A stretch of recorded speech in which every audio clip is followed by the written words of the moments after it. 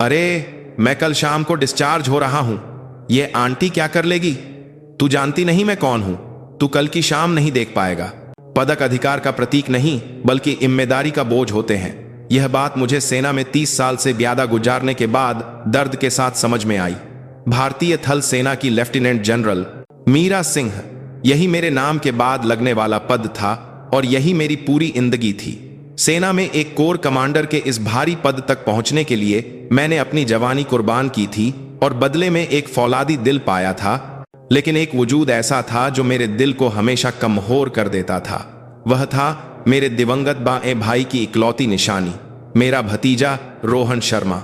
वह मेरे लिए बेटे जैसा था और मेरे वर्दी पहनने और डटे रहने की एक और वजह भी था। जब उस रोहन ने सेना में भर्ती होने की बात कही तो मैंने जानबूझकर अनजान बनने का नाटक किया। मैं नहीं चाहती थी कि वह मेरी ताकत का सहारा लेकर एक आरामदायक सैन्य जीवन बिताए, और वह खुद भी अपनी बुआ की परछाई के बिना महबूत बनना चाहता था। लेकिन मुझे सपने में भी अंदाजा नहीं था कि यह फैसला मेरे सीने में एक कील की तरह चुभ जाएगा। मैं अपनी छुट्टियां रद्द करके सीमावर्ती चौकियों का निरीक्षण कर रही थी। अचानक मुझे याद आया, समय के सामना कि रोहन की यूनिट पास में ही है, और मैंने अचानक ही गाजी मोड़ ली। मैंने स्टार प्लेट वाली आधिकारिक गाजी के बजाय बिना किसी सहायक के अपनी निजी गाजी खुद चलाकर जाने का फैसला किया। मैं एक कोर कमांडर के रूप में नहीं, बल्कि एक साधारण बुआ के तौर पर अपने भतीजे का चेहरा देखना चाहती थी। मैंने संतरी चौकी पार करते समय भी अपना पहचान पत्र दिखाने के बजाय एक आम मुलाकाती की तरह प्रक्रिया पूरी की, और वहां तैनात सैन्य पुलिस वाले भी एक साधारण सलवार कमीज पहने अधेम उम्र की महिला को कोर कमांडर समझने की कल्पना तक नहीं कर पाए। मुलाकात कक्ष के एक कोने में बैठकर इंतजार का समय कुछ ज्यादा ही लंबा महसूस हो रहा था। करीब 10 मिनट बीते होंगे कि मुझे रोहन लंघाते हुए आता हुआ दिखाई दिया। उसे देखकर मैं खुशी से अपनी जगह से उछल पड़ी, लेकिन अगले ही पल मेरे चेहरे के भाव सख्त हो गए। उसकी चाल में कुछ अजीब था और वह सिर झुकाए मेरी नजरों से बच रहा था। जब भतीजा पास आया और मैंने उसका चेहरा देखा तो मेरा दिल बैठ गया। उसकी बाईं आंख के पास एक गहरा नीला निशान था और एक होंठ के किनारे पर तारा चोट का निशान दिख रहा था, जिस पर पप्पी जम गई थी। लेकिन जिस चीज ने मुझे सबसे ज्यादा गुस्सा दिलाया वह थी उसकी आंखों की बेबसी। भर्ती होने से पहले उसकी आंखों में जो चमक और हिंदा दिली थी वह कहीं गायब हो चुकी थी और उसकी जगह गहरी निराशा और डर ने ले ली थी। मैंने कांपते हाथों को मुश्किल से छुपाते हुए रोहन का हाथ पकड़ा। मैंने उसकी खुरदरी हथेली पर अपना हाथ रखकर उसे हिम्मत देते हुए शांत रहने की पूरी कोशिश करते हुए पूछा, यह चेहरे पर क्या हुआ? रोहन एकदम से चौंक गया और जल्दी से अपना चेहरा हाथों से ढक लिया। उसकी नौरें बेचैनी से चारों ओर घूम रही थीं। कुछ नहीं बुआ, ट्रेनिंग के दौरान थोड़ी चोट लग गई। मैं सच में ठीक हूं। मैं इतनी मूर्ख नहीं थी कि ट्रेनिंग में लगी चोट और पिटाई से लगी चोट में रर्क न कर सकूं। उसके चेहरे पर निशान सान पिटाई के थे। यह किसी मुक्के या सख्त चीन से मारे जाने पर बनने वाले सून के थक्के का स्पष्ट निशान था। मेरे सीने में आग का एक गोला सा उठा, लेकिन मैंने उसे दबाते हुए रोहन के कंधे पर हाथ रखा। रोहन, मैं भी एक जॉजी हूं, झूठ मत बोलो, मैं सब समझती हूं। किसने किया यह? मेरी सख्त आवाज के बावजूद रोहन ने अपना मुंह बंद रखा। उसकी चुप्पी किसी इब्बाल से कम नहीं थी। वह जानता था कि सेना जैसे बंद समाज में अंदर की बात बाहर बताने वाले को किस जहन्नुम से गुजरना पड़ता है, इसलिए वह मुंह खोलने की हिम्मत नहीं कर रहा था। तभी मुलाकात कक्ष का दरवाजा जोर से खुला और कोई अंदर आया। वह एक हवलदार था जिसने अपनी वर्दी की ऊपरी बटन खोल रखी थी और टोपी टेरी पहन रखी थी। वह ललखाते हुए दमों से हमारी ओर आया और रोहन को देखते ही उसके होंठों पर एक घिनौनी मुस्कान तैर गई। रोहन के कंधे डर से साठ तौर पर सिकुड़ गए। यह एक अनैच्छिक भय था। हवलदार ने मेरे वजूद को पूरी तरह नजरअंदाज करते हुए रोहन के बगल में धम्म से बैठा गया और बैठते ही उसने रोहन के सिर के पीछे एक जोरदार थप्पड़ जत दिया। क्यों बे रोहन, तुझसे मिलने कोई आया है क्या? बड़े मले ले रहा है। उस भारी थप्पड़ की आवाज मुलाकात कक्ष की हवा में गूंज गई। मेरी आंखों के सामने मेरे भतीजे पर हाथ उठाने की हिम्मत। मुझे उस पल एहसास हुआ कि खून खौल उठना किसे कहते हैं। रोहन चोट वाली जगह को सहला भी नहीं पाया और सिर झुकाकर अपना रैंक और नाम बताने लगा। सिपाही रोहन शर्मा। नहीं सर। हवलदार खिलखिलाकर हंसा और अपने जौजी बूट से रोहन की जांघ पर मारने लगा। नहीं क्या, मरे की तो खुशबू आ रही है तुझसे। अरे पर यह बगल में कौन है? मां तो नहीं लगती। तब जाकर हवलदार की नर मुझ पर पजी। उसकी आंखों में मुझे ऊपर से नीचे तक घूरते हुए तिरस्कार और उपेक्षा भरी हुई थी। एक साधारण सलार कमी पहने मैं उसे शायद एक बेबस आम मोहल्ले की आंटी लग रही थी। मैंने ठंडी स्थिर नजरों से उसे घूरा। यह क्या बदतमीजी है? मेरी धीमी आवाज सुनकर हवलदार ने चौंकने का नाटक करते हुए कहा, ओहो, अंदाज तो देखो आंटी जी, यह जौज है। बाहर की दुनिया जैसा बर्ताव यहां नहीं चलता और मैं अपने जूनियर को कुछ सिखा रहा हूं। आपको क्या तकलीफ है? सिखा रहे हैं? किसी को मारना सिखाना होता है? माँ जी मांगो अभी। मेरी बात सुनकर हवलदार ने ऐसे ठहाका लगाया जैसे उसने कोई मजाक सुना हो। उसने अपनी जेब से एक च्युइंग गम निकालकर मुंह में डाली और चबाना शुरू कर दिया। उसका यह रवैया शांत तौर पर एक उकसावा था। माँ जी, मैं क्यों मांगू? आंटी जी, आप क्या कर लेंगी? मैं कल शाम को डिस्चार्ज हो रहा हूं। कल सुबह मैं सिविलियन बन जाऊंगा। दिक्कत है तो शिकायत कर दो। वैसे भी डिस्चार्ज के बाद जौज का कानून मेरा कुछ नहीं बिगाड़ सकता। हवलदार की बात सुनकर रोहन का चेहरा पीला पड़ गया। उसने मेरा पल्लू पकाकर आंखों से रुकने का इशारा किया। उसका मतलब था कि जो आदमी कल चला जाएगा उससे उलझने में मेरा ही नुकसान है। लेकिन हवलदार यह देखकर और भी ब्यादा इतराने लगा। क्यों बे रोहन, तेरी बुआ है क्या? संभाल के रख, अगर बाकी की जौजी जिंदगी खराब नहीं करनी तो। हवलदार ने एक बार फिर रोहन के सिर पर मारा और उठने लगा। उसी पल मेरे सब्र का बांध टूट गया। अब और कोई रहम नहीं। मैंने अपनी जेब से मोबाइल झोन निकाला। हवलदार ने मुझे झोन निकालते देख मजाक आया। ओहो, डरा दिया। किसको ढोन कर रही हो? प्रधानमंत्री दफ्तर में शिकायत करोगी क्या? करो करो। डिस्चार्ज होते समय याद करने के लिए एक हिस्सा तो होगा। उसके तानों को अनसुना करते हुए मैंने स्पीड डायल पर एक नंबर को देर तक दबाया। 2 घंटी बजने से पहले ही दूसरी तरफ से जोन उठा लिया गया। जोन पर सेना मुख्यालय के कार्मिक तर समझ कर आया। महानिदेशक थे। जय हिंद, कार्मिक महानिदेशक बोल रहा हूं। होन के दूसरी तरफ से आती भारी आवाज से मुलाकात कक्ष का माहौल बदल गया। हवलदार ने च्युइंग गम चबाने की रफ्तार थोड़ी ही धीमी कर दी और मुझे कनखियों से देखने लगा। मैंने सीधे हवलदार की आंखों में देखते हुए ठंडी आवाज चार कर निर्देश दिया, मैं बोल रही हूं, तुरंत 17वीं इन्फेंट्री डिवीजन 71वीं रेजिमेंट 3री बटालियन के हवलदार विक्रम राठौर का डिस्चार्ज रोक दो। मेरे मुंह से उसकी पूरी यूनिट, रैंक, नाम और डिस्चार्ज रोकने जैसे शब्द सुनकर हवलदार का चेहरा बिगड़ गया। वह भौं चक्का होकर मुझे देख रहा था, जैसे उसे समझ ही ना आ रहा हो कि क्या हो रहा है। बोन के दूसरी तरफ घबराहट सा महसूस हो रही थी। कोर कमांडर मैम, अचानक यह आप क्या कह रही हैं? डिस्चार्ज रोकने की प्रक्रिया जटिल है और उसके लिए ठोस कारण चाहिए। कारण मैं बनाऊंगी। अभी तुरंत सैन्य पुलिस को यहां भेजो और डिवीजन कमांडर को बुलाओ। मैं 3री बटालियन के मुलाकात कक्ष में हूं। 10 मिनट देता हूं। मैंने जवाब का इंतजार किए बिना फोन काट दिया। मुलाकात कक्ष में भारी खामोशी छा गई। हवलदार विक्रम राठौर मुंह में चबाई हुई च्युइंग गम के साथ खुला मुंह लिए मुझे घूर रहा था। उसकी आंखों की पुतलियां बुरी तरह कांप रही थीं। कोर कमांडर, यह आंटी कैसे? उसकी आवाज बुरी तरह ललखचा रही थी। कुछ देर पहले का उसका घमंड हवा हो चुका था और एक सहज डर उस पर हावी होने लगा था। रोहन भी हैरान आंखों से मुझे देख रहा था। वह जानता था कि मैं जौज में हूं, पर मैं इतने ऊंचे पद पर हूं, इसका उसे अंदाजा नहीं था। बैठो। मेरे इस छोटे से हुक्म पर विक्रम राठौर अपनी जगह पर जम गया, जैसे वह पत्थर का बन गया हो। मैंने एक बार फिर धीमी गुर्राती हुई आवाज में कहा, बैठने को कहा। मेरा हुक्म मजाक लगता है क्या?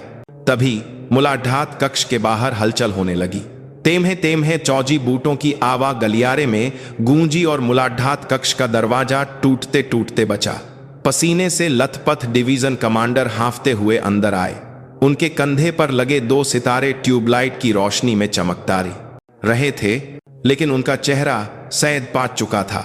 डिवीजन कमांडर के पीछे पीछे रेजिमेंट कमांडर, बटालियन कमांडर और यहां तक कि सैन्य पुलिस के प्रमुख भी भागे भागे आए। छोटा सा मुलाकात कक्ष पल भर में सितारों का जमावड़ा बन गया। विक्रम राठौर यह नजारा देखकर जमीन पर गिर पड़ा, जैसे उसके पैरों में जान ही न बची हो। उसे उस पल एहसास हुआ कि उसने क्या कर दिया है। डिवीजन कमांडर ने मुझे देखते ही सती से सावधान की मुद्रा में आकर सैल्यूट किया। जय Hind. Division commander major general Prakash Joshi reporting. Ma'am, आपके बुलावे पर हाजिर हूं।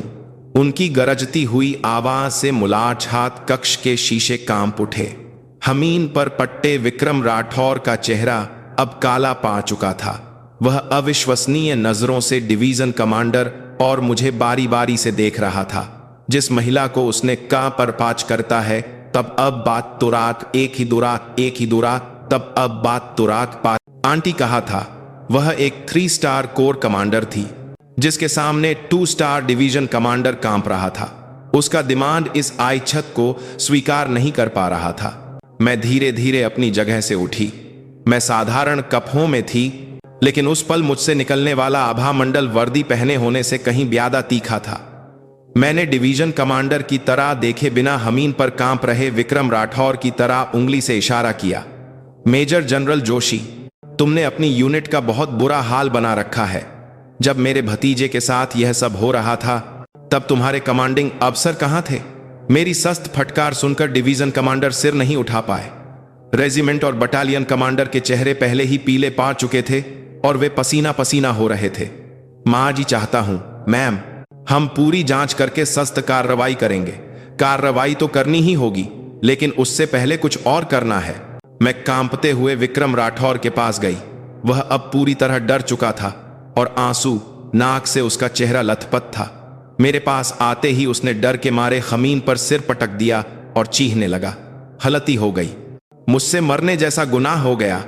बस एक बार माफ कर दीजिए। मैम, मेरा कल डिस्चार्ज है, प्लीज। उसकी गुहार दर्दनाक थी, लेकिन मेरे कानों तक वह शोर की तरह पहुंच रही थी। कुछ देर पहले मेरे भतीजे का मनाक उड़ाने और उसे पीटने वाला वह घमंडी कहां गया? अब तो बस एक डरपोक बचा था। कल डिस्चार्ज है ना? मेरे ठंडे सवाल पर विक्रम राठौर ने कांपते हुए सिर हिलाया। मैंने एक सर्द मुस्कान के साथ डिवीजन कमांडर की तरफ देखा। सुना, इस सिपाही का डिस्चार्ज आज से रोक दिया गया है। और सैन्य पुलिस प्रमुख? जी मैम, सैन्य पुलिस प्रमुख कर्नल ईश्वर सिंह हाजिर हूं। सैन्य पुलिस प्रमुख ने बोर से जवाब देते हुए आगे कदम बढ़ाया। इस सिपाही को तुरंत क्वार्टर गार्ड में डालो। वरिष्ठ अधिकारी का अपमान, अनुशासनहीनता और लगातार उत्पीड़न का आरोप है। कोर्ट मार्शल करके इसे सबसे सख्त सजा दिलवाओ, ताकि यह दोबारा समाज में सिर उठाकर न जी सके। जी मैम, हुक्म का पालन होगा। सैन्य पुलिस वाले विक्रम राठौर को घसीट कर ले जाने लगे। वह ले जाए जाने तक मुझे बचा लो कहकर रोता चिल्लाता रहा, लेकिन मैंने पलक तक नहीं झपकाई। मुलाकात कक्ष के बाहर उसकी चीखें दूर होती गईं। मैं भौंचक के खाए रोहन के पास गई और उसका कंधा थपथपाया। उसकी आंखों में आंसू भरे हुए थे। मैं फिर से डिवीजन कमांडर की तरफ मुड़ी। यह तो बस शुरुआत थी। सहे हुए घाव को सांच करने में दर्द तो होता ही है। Major general Joshi. उस दिन 17वीं डिवीजन की 71वीं रेजिमेंट में हंकंप मच गया। डिस्चार्ज से ठीक पहले एक हवलदार के घमंड से उठी तितली के पंखों की फाफाहट एक बे तूफान में बदलकर पूरी यूनिट को निगलने लगी थी।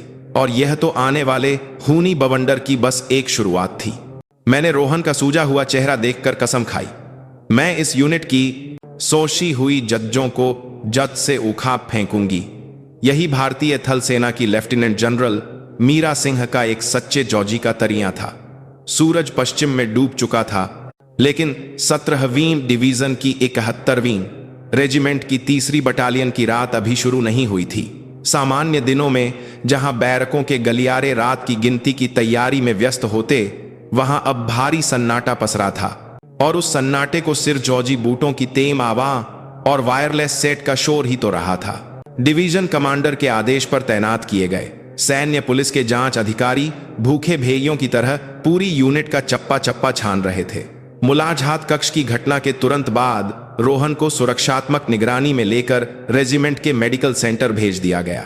उसके जाने के बाद वहां सिर्फ डर और बेचैनी बची थी। जिन सिपाहियों ने हवलदार विक्रम राठौर को सैन्य पुलिस द्वारा दोनों हाथ पकाकर कुत्ते की तरह घसीट कर ले जाते देखा था, वे अब बोर से सांस भी नहीं ले पा रहे थे।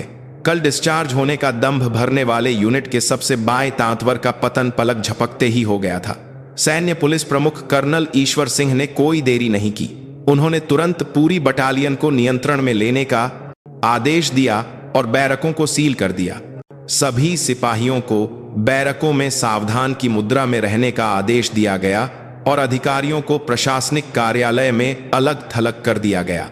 किसी को भी बाहर संपर्क करने से रोकने के लिए सबके मोबाइल जोन जब्त कर लिए गए। Battalion commander lieutenant colonel Ajay Verma अपने दफ्तर में पसीना पसीना होते हुए बेचैनी से टहल रहे थे। वह खिड़की से बाहर सैन्य पुलिस की गतिविधियों को देखकर समझ गए थे कि उनका फौजी करियर जांच में हो चुका है। यह जांच सीधे कोर कमांडर के आदेश पर हो रही थी, और वह भी तब जब उनके अपने भतीजे के साथ हुए उत्पीड़न को उन्होंने अपनी आंखों से देखा था। यह मामला कुछ लोगों को सजा देने से खत्म नहीं होने वाला था। उन्होंने कांपते हाथों से पानी का गिलास उठाया, लेकिन पानी उनके मुंह में जाने से ज्यादा जमीन पर गिर रहा था। खटाक की आवाज़ के साथ बटालियन कमांडर के दफ्तर का दरवाजा खुला और सैन्य पुलिस प्रमुख अंदर आ गए। लेफ्टिनेंट कर्नल वर्मा, अब हम आपके दफ्तर की तलाशी लेंगे, कृपया सहयोग करें। कर्नल ईश्वर सिंह की आवाज रूखी और ठंडी थी। दोनों का रैंक एक ही था, लेकिन इस पल तात का समीकरण 7 था। जांच का अधिकार रखने वाले सैन्य पुलिस प्रमुख के सामने एक संभावित अपराधी की हैसियत वाला बटालियन कमांडर एक कमजोर वजूद मात्र था। कर्नल सिंह, ईश्वर, यह क्या हो रहा है? हम एक ही बैच के हैं, क्या इतना करना जरूरी है? अजय वर्मा ने गिंगियाते हुए कहा, लेकिन ईश्वर सिंह ने पलक तक नहीं झपकाई। बैचमेट होने से पहले मैं कोर कमांडर मैम के हुक्म पर काम करने वाला एक जांच अधिकारी हूं, और मैम ने कहा है अगर धूल का एक कण भी मिला तो वर्दी उतारने को तैयार रहना। हट जाइए। सैन्य पुलिस के जवान बटालियन कमांडर के दफ्तर की अलमारियों और कंप्यूटर को जब्त करने लगे। अजय वर्मा बेबसी से कुर्सी पर बैठ गए। दीवार पर लगी यूनिट कमांडरों की तस्वीर तिरछी हो गई थी, मानो वह उनके डानवाडोल भविष्य की ओर इशारा कर रही हो। उधर सिपाहियों की बैरकों में हवा ऐसी थी कि दम घुट जाए। विक्रम राठौर के साथ घूमने वाले और अनुशासनहीनता में शामिल रहने वाले तथाकथित तानतवर सिपाहियों के चेहरे पीले पा चुके थे। वे आंखों ही आंखों में बातें मिलाकर कहानी बनाने की कोशिश कर रहे थे, लेकिन निगरानी कर रहे संतरियों की तेज नजरें उन्हें ऐसा करने नहीं दे रही थीं। सैन्य पुलिस के जांच अधिकारियों ने सिपाहियों के संदूकों की बारीकी से तलाशी ली। गद्दों के नीचे, जूतों के अंदर और यहां तक कि छत की छौल सीलिंग हटाकर भी छिपाई गई चीहों को खोजा गया। इस प्रक्रिया में नियमों के हिला निजी सामान, मंधा, सिगरेट और पर्चियों पर लिखे गुप्त संदेश बरामद हुए। महीना सासकर विक्रम राठौर के संदूक की गहराई से सिपाहियों से वसूले गए नोटों की गड्डियां और एक डायरी मिली, जिसमें अवैध सट्टेबाजी वेबसाइट के रिकॉर्ड लिखे थे। यह सिर्फ उत्पीड़न नहीं बल्कि अपराध का सबूत था। जांच रात भर चली। सिपाहियों को एक एक करके बुलाकर कई पूछताछ की गई। शुरुआत में मुंह बंद रखने वाले या अनजान बनने का नाटक करने वाले सिपाही भी सैन्य पुलिस की लगातार पूछताछ और कोर कमांडर के गुस्से के भारी दबाव के आगे टिक नहीं पाए और एक एक करके सच उगलने लगे। उन्होंने जो सच बताया वह भयानक था। विक्रम राठौर की मारपीट रों की बात थी, और अधिकारी यह सब जानते हुए भी या तो अनदेखा करते थे या उसे शह देते थे। वह मेरी कल्पना से कहीं ज्यादा था। रोहन के साथ जो हुआ वह तो सिर्फ एक छोटी सी झलक थी। रिपोर्ट के अनुसार विक्रम राठौर के नेतृत्व में बटालियन के अंदर एक निजी गिरोह काम कर रहा था। वे खुद को रॉयल जैमिली कहते थे और छोटे सिपाहियों से गुलामों की तरह काम करवाते थे। कैंटीन का सामान जबरदस्ती रीदवाना, पैसे छीनना, यौन उत्पीड़न और यहां तक कि इंटरनेट पर अवैध सट्टेबाजी के लिए मजबूर करना, उनके बुरे काम सेना के खास माहौल का फायदा उठाकर बाके ही शातिर और संगठित तरीके से किए जा रहे थे। उससे भी ज्यादा चौंकाने वाली बात अधिकारियों का रवैया था। प्लाटून और कंपनी कमांडर यह सब जानते थे, लेकिन अपनी यूनिट को उत्कृष्ट का तमगा दिलवाने और डिस्चार्ज होने वाले पुराने हवलदारों को सुश रखने के लिए उन्होंने इसे पूरी तरह नजरअंदाज किया। यहां तक कि कुछ जूनियर कमीशन्ड अफसरों के विक्रम राठौर के साथ शराब पीने के भी सबूत मिले थे। यह जौज नहीं, एक अपराधी गिरोह है। मैंने रिपोर्ट को मेज पर पटक दिया। मेरे पास खसा मेरा सहायक मेजर शर्मा चौंक कर सहम गया। मेजर जनरल जोशी को लाइन पर लो। मैंने इंटरकॉम दबाकर डिवीजन कमांडर को बुलाया। कुछ देर बाद दोन पर प्रकाश जोशी की आवाज आई। उनकी आवाज में डर और घबराहट साथ झलक रही थी। जय हिंद मैम। डिवीजन कमांडर बोल रहा हूं। मेजर जनरल जोशी, रिपोर्ट पची? जी मैम, अभी देख रहा हूं। मैं शर्मिंदा हूं। शर्मिंदा होने से काम नहीं चलेगा। जब तुम्हारी यूनिट गुंडों का अड्डा बन रही थी तब तुम कहां थे? गोल कोर्स में नाइस शॉट चिल्ला रहे थे क्या? माफ कीजिए मैम, मेरे पास कहने को कुछ नहीं है। मेरा बस चले तो मैं अभी तुम्हारे कंधे से सितारे नोच लूं, लेकिन अभी नहीं। मुझे यह देखना है कि यह सही हुई जहें कहां तक फैली हैं। मैंने एक पल रुककर सांस ली और ठंडी आवाज में आदेश जारी रखा। तुरंत 71वीं रेजिमेंट के कमांडर, 3री बटालियन के कमांडर और संबंधित कंपनी और प्लाटून कमांडरों को ड्यूटी से हटाओ और उनके इलाज अनुशासनात्मक कार्रवाई के लिए समिति बनाओ। अगर सैन्य पुलिस के पास लोग कम पाएं तो मैं अपनी कोर से और भेज दूंगी।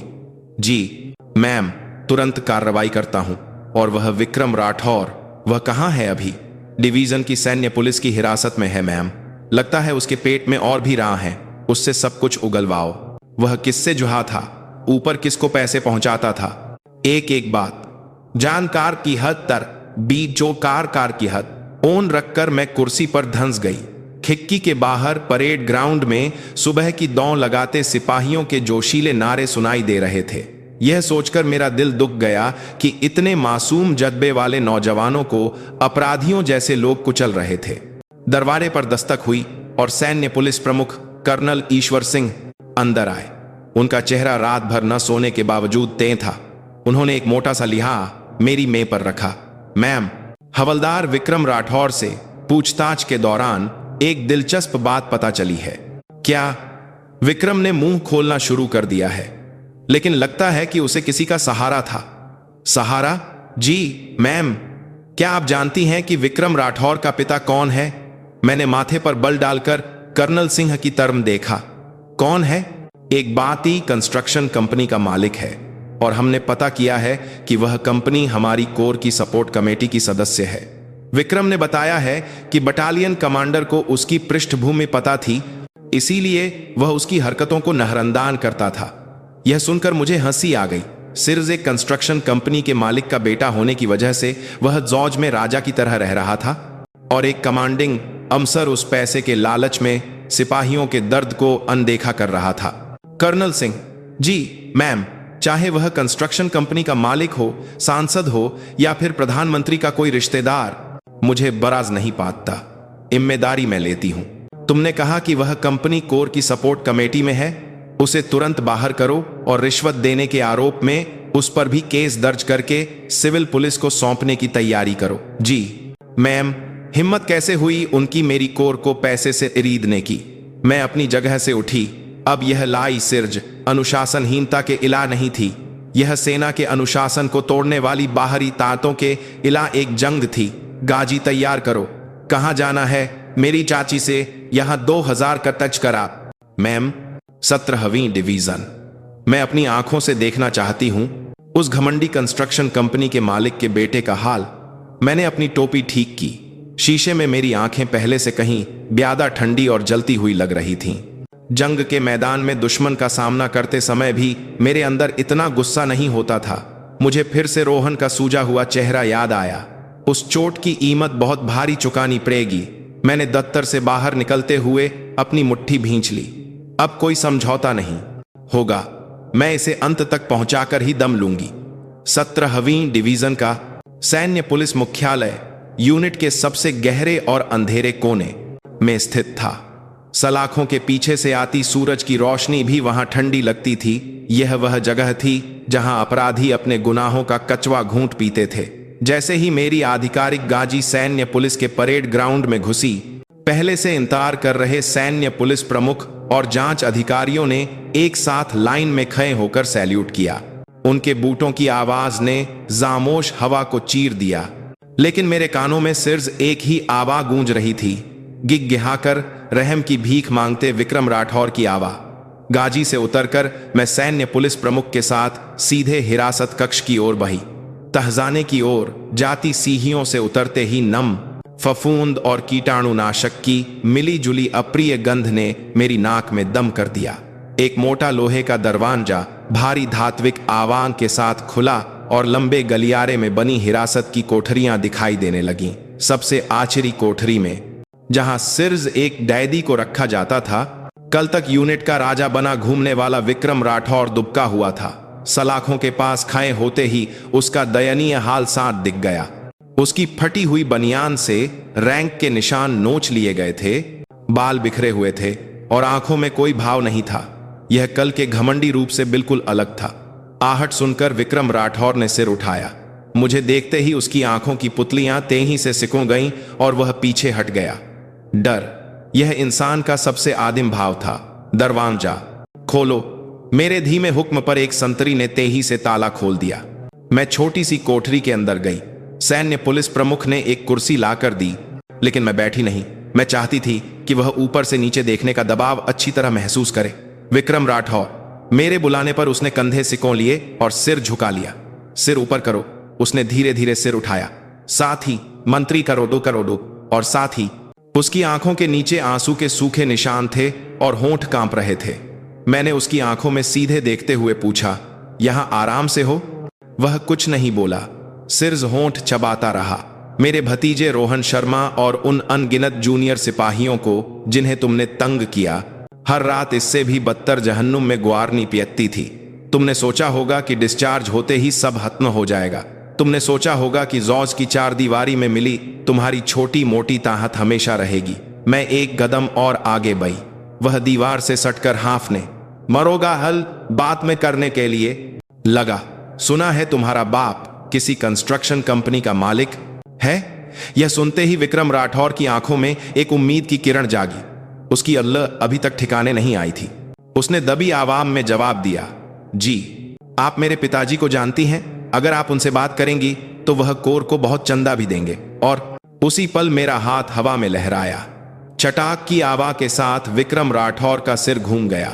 हिंसा को सही नहीं ठहराया जा सकता, लेकिन उस पल मैं खुद को रोक नहीं पाई।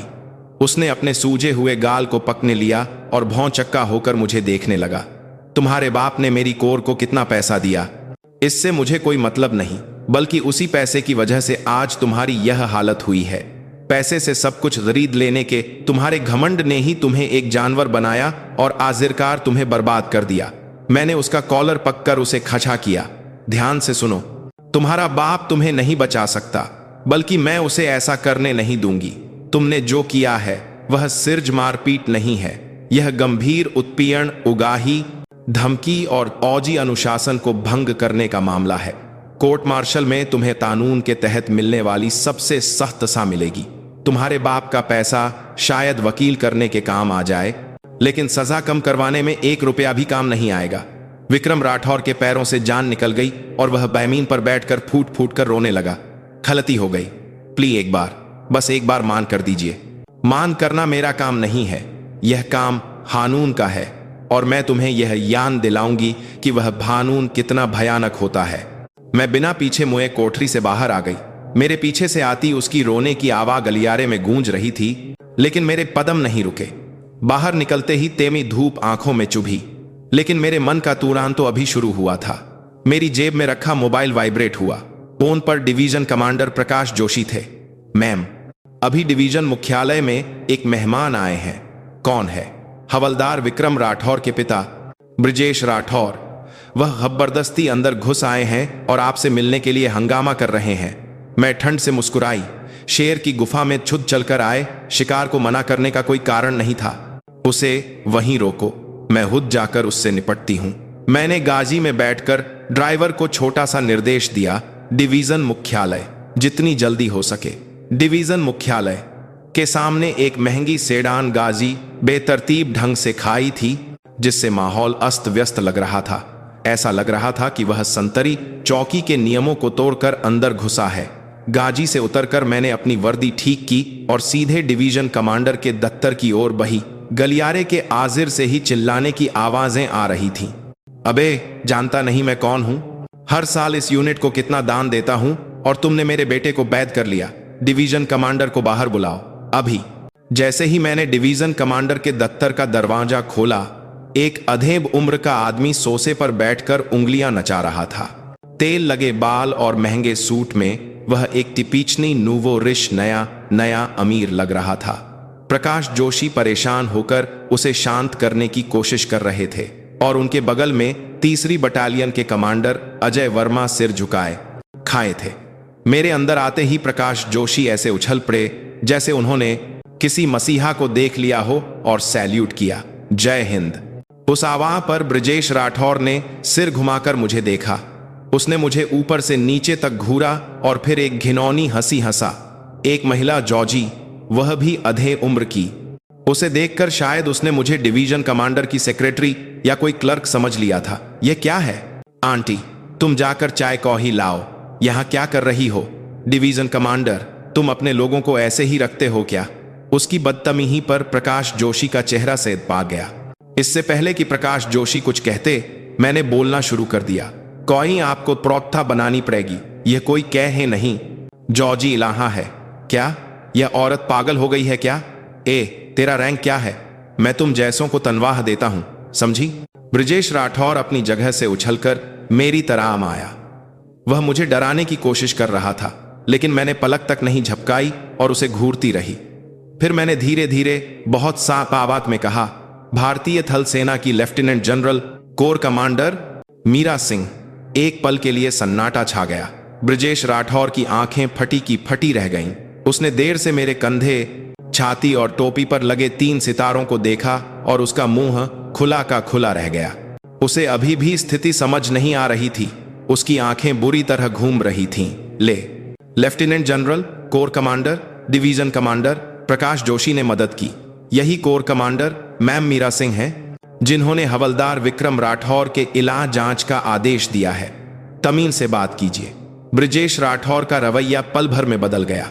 कुछ देर पहले का उसका घमंड हवा हो गया था और अब वह एक चापलूसी भरी मुस्कान के साथ झुक गया। अरे, मुझे पता नहीं था। माफ कीजिए कोर कमांडर मैम, रुद आएंगी, यह तो मैंने सोचा ही नहीं था। लगता है मेरी आंखें खराब हो गई हैं। जी, मैं ब्रजेश राठौर हूं, आप जानती ही होंगी, देसाई कंस्ट्रक्शंस का मालिक। उसने हाथ मिलाने के लिए अपना हाथ आगे बढ़ाया, लेकिन मैंने उसे नजरअंदाज कर दिया और सोफे पर मुख्य जगह पर बैठ गई। वह शर्मिंदा होकर अपना हाथ पीछे हटाकर मेरे सामने अजीब तरह से बैठ गया। सिर इस काम की बात कीजिए, मेरे पास ज्यादा समय नहीं है। जी, मैं अपने बेटे के मामले में आया था। वह कल डिस्चार्ज हो रहा था और अचानक उसे हिरासत में ले लिया गया। नौजवान लड़के हैं, जौज में रहते हुए थोड़ा बहुत लड़ाई झगड़ा तो हो ही जाता है ना? मैं उसे समझा दूंगा, आप मामले को खत्म कर दीजिए। मैं सोच रहा था कि इस बार कोर के स्पोर्ट्स कॉम्प्लेक्स के लिए 1 करोड़ और दान दूंगा। उसने बेशर्मी से पैसे की बात की। उसकी यह सोच कि पैसे से सब कुछ हो जाता है, मुझे घिन आ रही थी। मैंने मेम पर रखी जांच रिपोर्ट उठाकर उसके सामने फेंक दी। लड़ाई झगड़ा? आपका बेटा एक शातिर अपराधी है क्या? अपराधी? यह आप क्या कह रही हैं मैम? हद तो आपके बेटे के मुक्कों ने पार की थी और आपके उस गंदे पैसे ने। मैंने बटालियन कमांडर अजय वर्मा की तरफ घूरा। लेफ्टिनेंट कर्नल वर्मा, इस आदमी से कितना पैसा लिया है? अजय वर्मा का चेहरा पीला पा गया और वह घुटनों के बल बैठ गया। कोर कमांडर मैम, वह बोल नहीं सकते। सैन्य पुलिस की जांच में सब सामने आ ही जाएगा। मैंने फिर से ब्रजेश राठौर की तरफ देखा। तुम्हारा बेटा यूनिट में राजा की तरह इसलिए घूमता था क्योंकि तुम पीछे से कमांडिंग अफसरों को पैसा खिलाते थे। यह बात हमें पता चल चुकी है। तुमने अपने बेटे से प्यार नहीं किया, उसे बिगाड़ा है और तुमने देश की रक्षा के पवित्र कर्तव्य को पैसे से गंदा किया है। ब्रजेश राठौर का चेहरा गुस्से से लाल पीला होने लगा। अब वह अपना असली रंग दिखाते हुए धमकी देने लगा। देखिए कोर कमांडर, ज्यादा साथी ठीक नहीं है। मैं रक्षा समिति के सांसद जी से भी रो मिलता हूं। मेरा एक बोन आपकी वर्दी उतरवा सकता है। प्यार से काम लीजिए, प्यार से। धमकी दे रहे हैं? धमकी नहीं, सलाह है। प्यार से काम बन जाए तो क्या बुरा है? मेरे बेटे को चुपचाप डिस्चार्ज कर दीजिए और मामला राज अदा कीजिए। मैं आपको निराश नहीं करूंगा। मैं भोर से हंस पी। यह आदमी सुधरने वाला नहीं था। Major general Joshi. जी मैम। इस आदमी को तुरंत रिश्वत देने की कोशिश, सरकारी काम में बाधा डालने और धमकी देने के आरोप में सैन्य पुलिस के हवाले करो और सिविल पुलिस में भी शिकायत दर्ज करो। जी मैम, हुक्म का पालन होगा। सैन्य पुलिस के जवान दरवाजा खोलकर अंदर आए। ब्रजेश राठौर घबराकर जोर जोर से चिल्लाने लगा, छो छो मुझे, जानता नहीं मैं कौन हूं, तुम सब मारे जाओगे, मुझे छूने की हिम्मत कैसे हुई, जोन लाओ, मैं सांसद को जोन करूंगा। तुम जिसे चाहे जोन करो, अरज नहीं पड़ता, जो भी तुम्हारा जोन उठाएगा उसकी भी जांच होगी, ले जाओ इसे। सैन्य पुलिस ने ब्रजेश राठौर के दोनों हाथ पकड़कर उसे काबू में किया। वह छटपटाता रहा और गालियां देता रहा, लेकिन वह महबूत जवानों का मुकाबला नहीं कर सका। उसे घसीट कर ले जाते देख मैंने घुटनों के बल बैठे अजय वर्मा की तरफ देखा और लेफ्टिनेंट कर्नल अजय वर्मा, जी तुम्हें कर्तव्य की उपेक्षा और रिश्वत लेने के आरोप में गिरफ्तार किया जाता है। तुम्हारे और तुम्हारे परिवार के सारे बैंक खाते खंगाले जाएंगे और अगर 1 रुपया भी यादा मिला तो तुम्हें उसकी कीमत चुकानी पड़ेगी। वर्दी उतारो। अजय वर्मा मीन पर बैठकर सिर झुकाकर रोने लगा। डिवीजन कमांडर का दफ्तर पल भर में युद्ध का मैदान बनकर फिर शांत हो गया। प्रकाश जोशी पसीना पोंछते हुए मेरी प्रतिक्रिया देख रहे थे। मैम, मामला इतना बां गया है, क्या सब ठीक होगा? उस आदमी के राजनीति में बहुत बब्बे संपर्क हैं। मेजर जनरल जोशी, जी मैम, एक जॉजी के पीछे राजनीतिज्ञों के संपर्कों से भी ज्यादा डरावनी चीज होती है देश की जनता। हम जनता के टैक्स से जीते हैं और जनता की जान की रक्षा करते हैं। अगर हमें ऐसे व्यापारियों के सामने सिर झुकाना है तो अभी वर्दी उतार कर चले जाओ। मैं सिर्फ अपने भतीजे के लिए नहीं बल्कि अपने जवानों और इस देश के बेटों को बचाने के लिए किसी से भी लंग जाऊंगी। मेरी दृढ़ बातों को सुनकर प्रकाश जोशी ने सम्मान से सैल्यूट किया। खिड़की के बाहर ब्रजेश राठौर को सैन्य पुलिस की गाजी में बिठाया जा रहा था। एक बड़े गिरोह का एक हिस्सा टूट रहा था, लेकिन मैं जानती थी यह अंत नहीं बल्कि एक बड़ी जंग की शुरुआत थी। अंधेरे में छिपे असली खिलाड़ी अभी तक सामने नहीं आए थे। मैंने अपनी जेब से रोहन की तस्वीर निकाली। भर्ती से पहले उसकी मासूम मुस्कान। मैंने कसम खाई कि मैं यह मुस्कान उसे वापस दिलाऊंगी और अपनी मुट्ठी भींच ली। अब सहे हुए घाव को काटकर वहां नई खाल आने का समय था। मैंने अगले कदम की योजना बनाते हुए अपने सहायक को गाजी तैयार करने का आदेश दिया। अभी बहुत जगह जाना बानी था। 17वीं डिवीजन की 71वीं रेजिमेंट की 3री बटालियन का परेड ग्राउंड तूफान से पहले की शांति की तरह खामोश था, लेकिन पर्दे के पीछे एक विशाल लहर उठ रही थी। हवलदार विक्रम राठौर और उसके तथाकथित रॉयल तैमली गिरोह को अलग थलग किए जाने के बाद सिपाहियों के बंद मुंह खुलने लगे थे। यह ऐसा था जैसे कोई ससा हुआ फोड़ा फूट पचा हो और सच्चाई का सैलाब उमड़ आया हो। सैन्य पुलिस द्वारा बनाए गए अस्थायी जांच कक्ष के बाहर गवाही देने वाले सिपाहियों की लंबी कतार लग गई थी। ये वही सिपाही थे जो कल तक बदले के डर से आंख तक नहीं मिला पाते थे। उनकी आंखों में अब डर नहीं बल्कि दबा हुआ गुस्सा और दर्द था। मैं मेडिकल सेंटर में भर्ती रोहन से मिलने गई। सैद मरियों वाले कप्पे पहने और बिस्तर पर बैठा वह कमोर लग रहा था, लेकिन उसके चेहरे पर कल से ज्यादा सुकून था। मुझे देखते ही वह उछलकर सैल्यूट करने लगा, लेकिन मैंने हाथ से उसे रोक दिया। आराम से रहो, अभी मैं कोर कमांडर नहीं तुम्हारी बुआ बनकर आई हूं। मैं रोहन के बिस्तर के पास रखी कुर्सी पर बैठ गई। उसकी सूजी हुई आंख अभी भी नीली थी, लेकिन सूजन कुछ कम हो गई थी। मैंने रोहन का हाथ कसकर पकड़ लिया। उसकी खुरदरी उंगलियां जौज की सख्त हिंदगी की गवाही दे रही थीं और यह देखकर मेरा दिल दुख गया। मां करना रोहन। बुआ को पता चलने में बहुत देर हो गई। मुझे पहले ही ध्यान रखना चाहिए था। मेरी बात सुनकर रोहन ने सिर हिलाते हुए एक हल्की सी मुस्कान दी। नहीं बुआ, नहीं मैम, मैं ठीक हूं, बल्कि आपकी वजह से हमारी पूरी यूनिट बच गई। वह हवलदार, वह सच में एक शैतान था। रोहन कुछ देर हिचकिचाया, फिर तकिए के नीचे से एक मुनातुआ कागज निकाला। यह हवलदार विक्रम ने इसे फेंकने को कहा था, लेकिन मैंने सोचा कि शायद काम आ जाए, इसलिए चुपके से रख लिया था। यह उसकी डायरी का फटा हुआ पन्ना है जो उसके संदूक में बहुत अंदर रखा था। मैंने कागज लेकर खोला तो उस पर तारीखें, सुरा काम की, राम और कुछ अनजान आद्याक्षर लिखे हुए थे।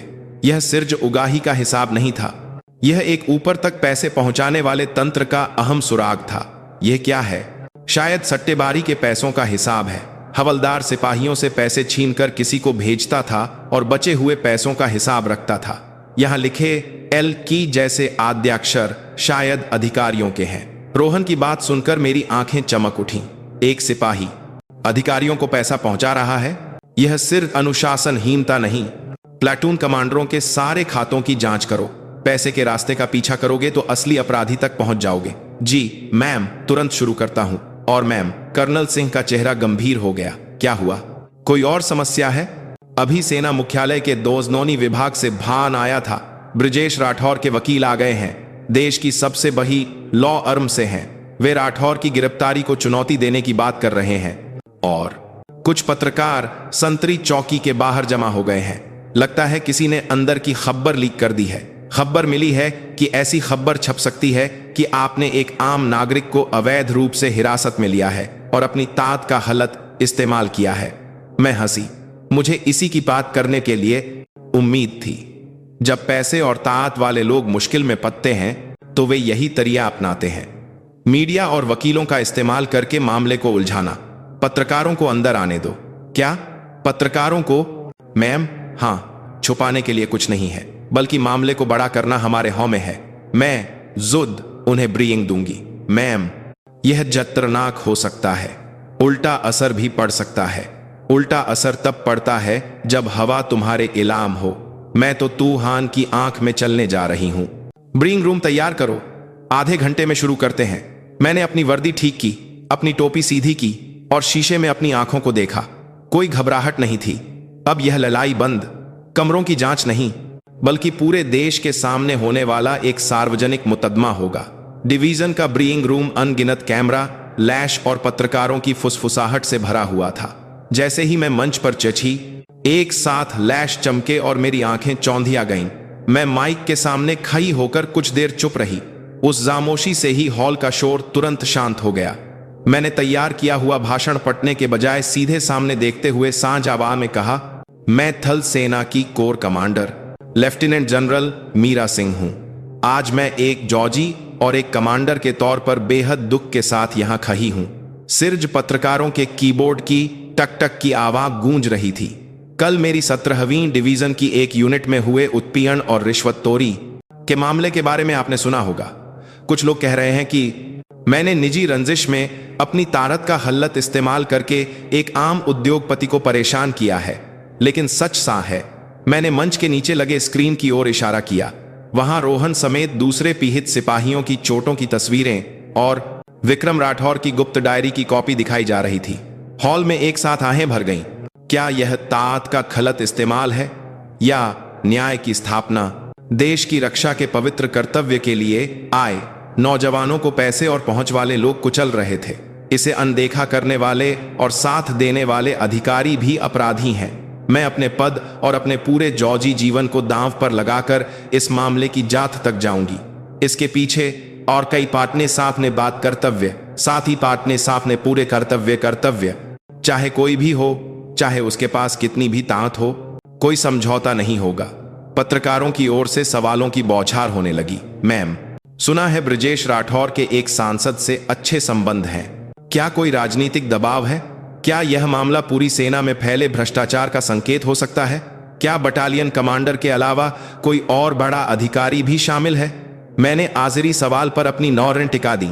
जांच अभी जारी है, लेकिन एक बात तय है, किसी को बख्शा नहीं जाएगा। मैं बिना किसी भेदभाव के जांच का वादा करती हूं। धन्यवाद। मैं सवालों की बौछार को पीछे छोड़कर ब्रीइंग रूम से बाहर आ गई। मेरे पीछे महसूस हो रही गर्म नौरों ने मेरे इरादे को और भी मजबूत कर दिया। अपने दफ्तर लौटते ही जैसे इंतजार कर रही घंटी बजी। फोन पर कोई नंबर नहीं था। मुझे एहसास हो गया कि जिसका इंतजार था वह आ गया है। मीरा सिंह बोल रही हूं। फोन के दूसरी तरह से एक भारी लेकिन अजीब तरह से चुभने वाली आवाज आई। जनरल सिंह, मैं सांसद संजय तोमर बोल रहा हूं। रक्षा समिति से हूं, जानती हो ना? जी जानता हूं, कहिए। संजय तोमर, सत्ताधारी पार्टी का बड़ा नेता और रक्षा समिति का सदस्य ब्रजेश राठौर का सहारा यही आदमी था। अरे जनरल, तुम तो बिल्कुल भी लचीली नहीं हो। ब्रजेश राठौर हमारी पार्टी का बड़ा दानदाता है और देश की अर्थव्यवस्था में भी उसका बड़ा योगदान है। बेटे का मामला तो जौज में होने वाली एक आम घटना है ना? उसे मीडिया में उछालकर इतना बड़ा बनाने की क्या जरूरत थी? आम घटना कहा आपने? सिपाही छून के आंसू रो रहे हैं। और यह आपको बच्चों का खेल लग रहा है सांसद जी? हाँ, यह तो बात ही नहीं समझ रही। तुम्हें पता है ना कि अगले साल का बजट आने वाला है? तुम्हारी कोर से जुने बजट की डायल मेरी में पर है और मैं सोच रहा हूं कि इसका क्या करना है। यह एक खुली धमकी थी, बजट को ढाल बनाकर जांच रोकने का दबाव। मेरा चून खौल उठा, लेकिन मैंने चुद को शांत रखा। भावना में बहकर मैं इस चालाक नेता के जाल में फंस जाती। सांसद जी, बजट जनता के टैक्स से बनता है। क्या आप उसे निजी सौदेबाजी के लिए इस्तेमाल करने की बात कर रहे हैं? यह पूरी बातचीत रिकॉर्ड हो रही है। अगर आप अपने पद के दुरुपयोग और धमकी के आरोप में नहीं फंसना चाहते तो सोच समझकर बोलिए। वोन के दूसरी तरह से खांसने की आवाज आई। क्या रिकॉर्डिंग? जनरल, तुम होश में हो? इसका अंजाम भुगत पाओगी? अंजाम तो आपको भुगतना पड़ेगा सांसद जी। ब्रजेश राठौर से पूछताछ में आपका नाम कई बार आया है। रिश्वत की डायरी में आपके चुनावी खाते में गए कुछ संदिग्ध पैसों का भी जिक्र है। मैं होन रखती हूं। जांच में सहयोग के लिए आपको आधिकारिक नोटिस भेज दिया जाएगा, तब मुलाकात होगी। ओन रखकर मैंने एक लंबी सांस ली। मेरे हाथ पसीने से भीग गए थे। मुझे लगा कि शायद मैंने उसे ब्यादा उकसा दिया, लेकिन मुझे कोई पछतावा नहीं था। तलवार खींच चुकी थी और ससा हुआ फोड़ता फूट चुका था। तभी कर्नल ईश्वर सिंह उत्साहित चेहरे के साथ दौड़ते हुए अंदर आए। मैम, मिल गया, बहुत बड़ी जब्बर है। क्या मिला? विक्रम राठौर की गुप्त डायरी और बटालियन कमांडर अजय वर्मा के तोहिया खातों का मिलान करते हुए हमें पता चल गया है कि पैसा आयरकार कहां जाता था। कहां? 71वीं रेजिमेंट के कमांडर कर्नल हरकीरत सिंह के पास, और उसके ऊपर से डिवीजन के चीफ ऑफ स्टाफ तक तार जुने हैं। रेजिमेंट कमांडर और डिवीजन चीफ ऑफ स्टाफ तक। मामला मेरी सोच से कहीं ज्यादा बड़ा था। यह सिर्फ बटालियन स्तर का भ्रष्टाचार नहीं था, पूरा डिवीजन ब्रजेश राठौर के पैसे से जरीदा हुआ था। कर्नल हरकीरत सिंह कहां है अभी? अभी अपने दफ्तर में है, लेकिन उनकी हरकतें कुछ ठीक नहीं लग रही हैं। उनके सहायक ने बताया है कि वह लगातार कागज काटने वाली मशीन चला रहे हैं। लगता है सबूत मिटाने की कोशिश कर रहे हैं। समय नहीं है, तुरंत हेलीकॉप्टर तैयार करो। जी मैम, मैं खुद जाकर उसे गिरफ्तार करूंगी। जिस यूनिट में मेरे भतीजे का खून बहा, वहीं जाकर मैं उन लोगों के हाथों में हथकड़ी पहनाऊंगी। मैं अपनी कुर्सी से उछलकर खड़ी हो गई। हेलीपैड की ओर जाते मेरे भदमों में कोई हिचकिचाहट नहीं थी। हेलीकॉप्टर के पंखों की आवाज मेरे दिल की धड़कन जैसी लग रही थी। आसमान से 17वीं डिवीजन का नहारा शांत लग रहा था, लेकिन अंदर से वह साच रहा था। अब उस साच हुए मांस को काटने के लिए बैपे ऑपरेशन का समय आ गया था। जैसे ही हेलीकॉप्टर 71वीं रेजिमेंट के परेड ग्राउंड में उतरा, धूल का गुबार उठा। मैं हेलीकॉप्टर से कूदकर रेजिमेंट मुख्यालय की ओर दौड़ी।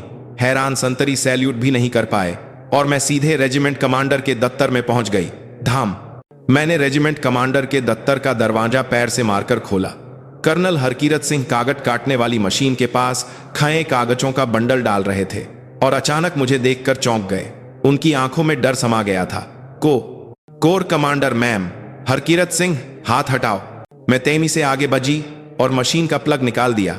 रश पर कटे हुए कागज के टुक्के बर्ज की तरह बिखरे हुए थे, लेकिन अभी भी बिना कटे कागजों का ढेर में पर पटा था। मैंने उनमें से एक उठाया। वह पदोन्नति में सिफारिश से जुड़ा एक दस्तावेज था। ब्रजेश राठौर से पैसे लेकर पद बेचने के सबूत थे। तुम्हें अपनी काम में लेकर आखा करते, वर्दी पर शर्म नहीं आती? कर्नल हरकीरत घुटनों के बल गिर पड़े। मुझसे बहुत बड़ी गलती हो गई मैम, एक बार बचा लीजिए। मेरा रिटायरमेंट नजदीक है, कम से कम मुझे पेंशन तो मिल जाए। पेंशन? तुम्हारे बेचे हुए हमीर की कीमत पेंशन है क्या? मैंने सैन्य पुलिस को इशारा किया। इसे रंगे हाथों गिरफ्तार करो। सबूत मिटाने की कोशिश और रिश्वतखोरी का आरोप है। और यहां रखे सारे दस्तावेज जब्त कर लो। एक कागज का टुक्का भी नहीं छूटना चाहिए। कर्नल हरकीरत को ले जाते देख मैंने खिड़की से बाहर देखा। दूर बैरकों की तरह से सिपाही खिड़कियों से यह नजारा देख रहे थे। उनकी आंखें मुझसे पूछ रही थीं, क्या सच में दुनिया बदल सकती है? मैंने मन ही मन जवाब दिया, हाँ बदलेगी। मैं बदलूंगी ताकि तुम लोग अपनी वर्दी पहनने पर गर्व कर सको। दैट्स मानी पर मैं इस सह हुए खेल को पूरी तरह पलट दूंगी। लेकिन उस समय तक मुझे यह नहीं पता था कि यह मामला सिरसे सेना के अंदर के भ्रष्टाचार से बीक कर पूरे देश को हिला देने वाला एक बड़ा घोटाला बन जाएगा। ब्रजेश राठौर के मुंह से निकलने वाले नाम मेरी कल्पना से कहीं ज्यादा बमे होने वाले थे। तूफान तो अभी बस शुरू हुआ था।